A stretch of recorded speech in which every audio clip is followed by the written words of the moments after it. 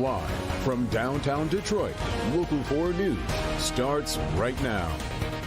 All right, we've got a quiet night across southeast Michigan, but that could change by tomorrow night. The forewarned weather team tracking rain and chances for storms. Strong winds, flooding, both possible, so we are declaring tomorrow a forewarned weather alert day. Glad you're with us here tonight at 10. I'm Devin Skillian. I'm Kimberly Gill. Let's get right over to Kim Adams. She's timing it all out for us in the forewarned forecast. Hi, Kim. Hi, Kim and Devin. Well, there is some question still about the timing, but here's where we are right now. We know that we have an enhanced risk. That's a level 3 risk for all of southeast lower Michigan. We also know that the main threat will be high winds, also some hail, flooding, and then tornadoes down from there to low. But the risk for very high winds, over 60, 70 miles per hour, not out of the question. Hail also possible up to an inch, and that isolated tornado threat remains. Timing, we're still getting a handle on, but at this point it looks like we'll get one round of showers in the afternoon between 2 and 5 o'clock. Then between 5 o'clock and midnight, that's when we expect that strong to severe weather. It is going to be hot tomorrow. You'll notice the humidity is up, and we're not done there. After we get rid of these storms, some pretty intense heat comes in for the rest of the week and another chance for storms, and I'll talk about that in the forecast. But you can always check out the forecast on your phone just by going to the favorite app store that you have and type in WDIV and download the 411 Weather app. All right, Kim.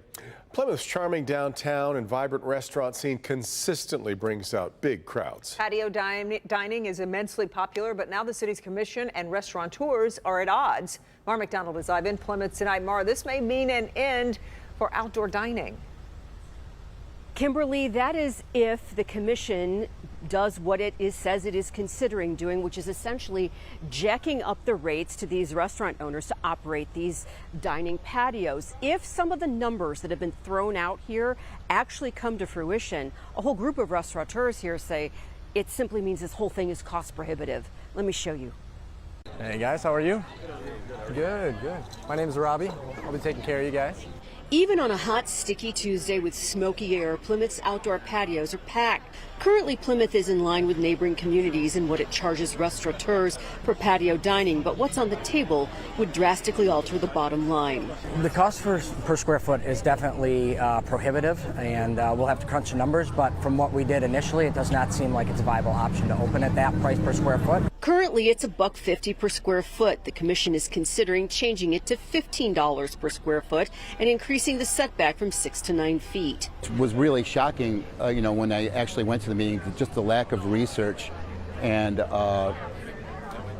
thought that they did not put into this. I called over to the city tonight. They tell me the outdoor dining ordinance is very much a work in progress, and city leaders listen to restaurant owners telling them that $15 number, it's just a no-go. What the final number will be and what the final space requirement will be, not clear.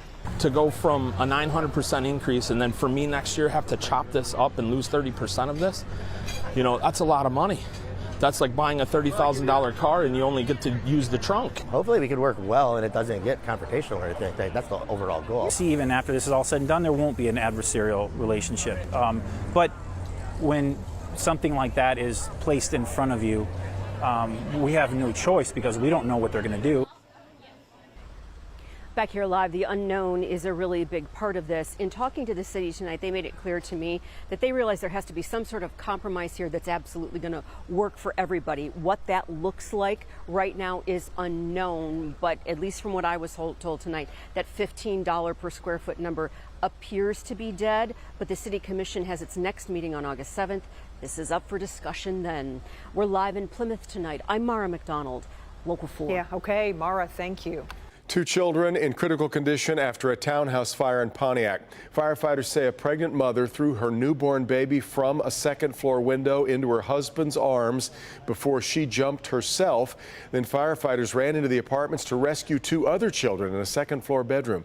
2 others suffered minor injuries. Investigators are still working to figure out what started the fire. Police are investigating a disturbing shooting in Inkster this morning that shook up an entire neighborhood. Happened at Patterson and Shadow Lawn around 9:30. Our camera was there on Patterson as Inkster police swarmed the area, taking one man in for questioning after another man was shot in the face in the same area. We're checking on his condition. 2 men were seen running from the scene. It's unclear so far what led up to that shooting. Caught on camera, a deadly shooting outside a Detroit gas station. Happened around 2:15 Sunday morning at the intersection of West McNichols and Greenfield. Police say 2 men were arguing when someone walked up and started shooting. 32-year-old man was hit. Investigators say the gunman got away in a gold Chevy Cruze driven by a woman. Anyone with information is asked to call Detroit Police or Crime Stoppers at 1-800-SPEAK-UP. The former so-called hockey doc, V. Levrin, has been ordered to stand trial on more than a dozen sexual assault charges. Levrin was back in court this morning for the latest in a series of hearings detailing the alleged abuses against youth hockey players. A woman recently came forward with a new case. She says Levrin assaulted her during a urology exam. The disgraced doctor's medical license has been suspended. The judge deciding today there is enough evidence to stand trial.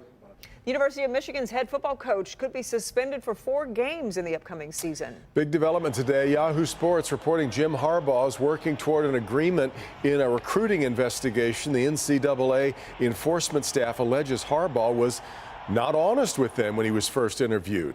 He said he didn't recall events, but was never dishonest on purpose. We reached out to the university, which says it can't comment on an ongoing investigation. Bernie will have the latest on what we do know coming up when you join us at 11. All right, we are less than 24 hours away from the Beehive taking over Ford Field. Getting excited? I'm excited. Yeah, you and a lot of folks. Beyonce returns to Detroit tomorrow night for the first time since 2018. Pamela Osborne live downtown, shaping up to be a busy night for a lot of businesses. We're watching another big economic impact of a concert, right, Pam? Absolutely. And you know, fans aren't the only one eagerly anticipating this concert visit from Beyonce. These businesses, as you mentioned, are really looking forward to seeing all of the people that come into town and want to have drinks and have dinner and enjoy before they go to Ford Field for that concert. Going to see Beyonce. Every time she comes, the Beehive, we come out. Shy Rogers can't wait to see Queen Bee at Ford Field Wednesday night. I'm going to kill it tomorrow. They're going to think that they ain't going to be able to tell us apart. She's got her wardrobe picked out, and tonight's outing to District 78 is pure research. She says the after party will be here. We need to check it out before, though, just to make sure. A few steps away on Adams Ave is Pow. Right here, we're going to create a Cognac sangria with Jay-Z's liquor, which is Douce, for all the Beehives. Armando Jeffy made one of the signature cocktails they'll be serving up at their Beyonce bar crawl. This one specially created for the superstar, called Drunken Love, after, well, you know. The last bar crawl we did, we were told like 150, and we expected, or we actually ended up getting like 400 to 500. They're expecting Beyonce to bring big business to the bar and restaurant, and are hoping to see the same kind of traffic they saw when Taylor Swift came to town. Literally brings everybody from all different walks of life. You know, whether you're from the city or you're way out in Emily City, whatever. It brings everybody and just kind of brings them all together. I'm looking forward to seeing all the activity that's going to be taking place downtown tomorrow because of that concert. The concert itself doesn't start until 8 o'clock, but doors open earlier around 5:30. That bar crawl that we told you about there, that actually starts at 7. There are a couple of other bars that are participating and have their own specials as well.